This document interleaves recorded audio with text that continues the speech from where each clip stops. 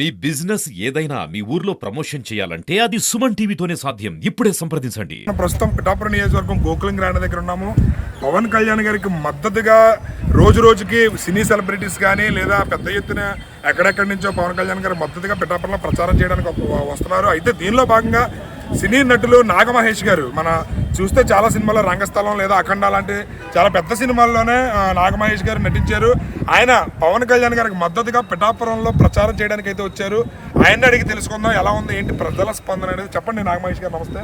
పిఠాపురం రావడానికి ప్రధాన కారణం ఏంటి? ప్రధాన కారణం పవన్ కళ్యాణ్ గారు.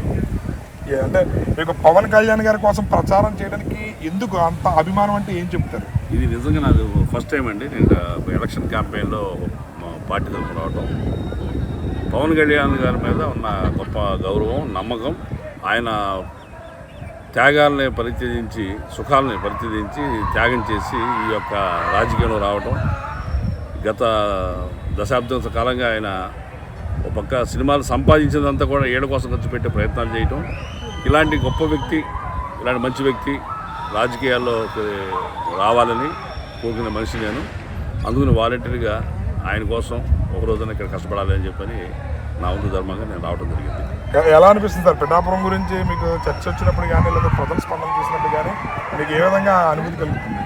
ఇది యాక్చువల్గా ప్రచార సభకు వచ్చినట్టు లేదండి, విజయోత్సవ సభకు వచ్చినట్టు ఉంది. ఆల్మోస్ట్ అందరూ కూడా డిసైడ్ అయిపోయినారు. ఆ రోజు కోసం ఎదురు చూస్తున్నారు. ఆ శుభతరుణం కోసం, ఓటేసే శుభతరుణం కోసం ఓటర్లు అంతా ఎదురు చూస్తున్నారు. అఖండ మెజార్టీతో పవన్ కళ్యాణ్ గారికి గెలవడం ఖాయం. చాలా అద్భుతమైన రెస్పాన్స్ ఉందండి. ఇప్పుడు సినీ ఇండస్ట్రీలో మీకు మెగా ఫ్యామిలీ అంటే అందరికీ తెలిసిందే, వాళ్ళు ఎవరికి అన్యాయం చేయరు, అందరికీ మంచి చేస్తారనే నానుడు ఉంది. అది మెగా ఫ్యామిలీ తరపు నుంచి మీరు మద్దతుగా ప్రచారం చేయడానికి వచ్చారు. అయితే ఇక్కడ పిఠాపురం నుంచి ప్రజల స్పందన చూస్తుంటే ఎంత మెజారిటీ వచ్చే అవకాశాలు ఉన్నాయని మీకు అనిపిస్తుంది?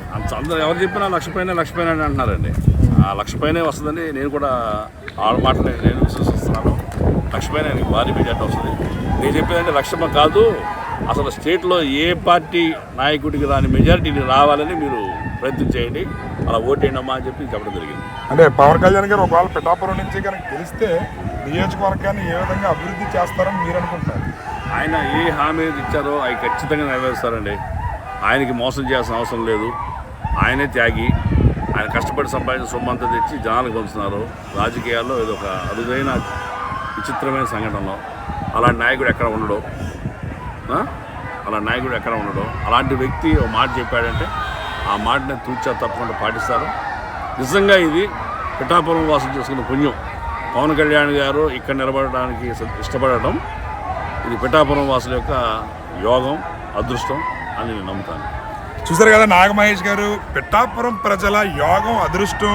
పవన్ కళ్యాణ్ గారు పిఠాపురం నుంచి పోటీ చేయడం అనేది నిజంగా పిఠాపురం ప్రజల అదృష్టం. అలాంటి మంచి వ్యక్తికి నా తరపు నుంచి నేను కంట్రిబ్యూషన్గా ప్రచారం చేయాలనే ఉద్దేశంతోనే నేను స్వచ్ఛందంగా పిఠాపురం వచ్చి ప్రజలను ఉద్దేశించి ప్రచారం చేస్తాను. ప్రజలైతే స్వచ్ఛందంగా పవన్ కళ్యాణ్ గారి గెలుపు ఖాయం, లక్ష పైన మెజారిటీ వస్తుందని చెప్పి ప్రతి ఒక్కరు కూడా స్పందిస్తున్నారని చెప్పి ఆయన ఆనందాన్ని నాగమహేష్ గారు మన సుమన్ టీవీతో పంచుకోవడం జరిగింది. కెమెరామెన్ వెంకటేష్తో శ్రీనివాస్, సుమన్ టీవీ.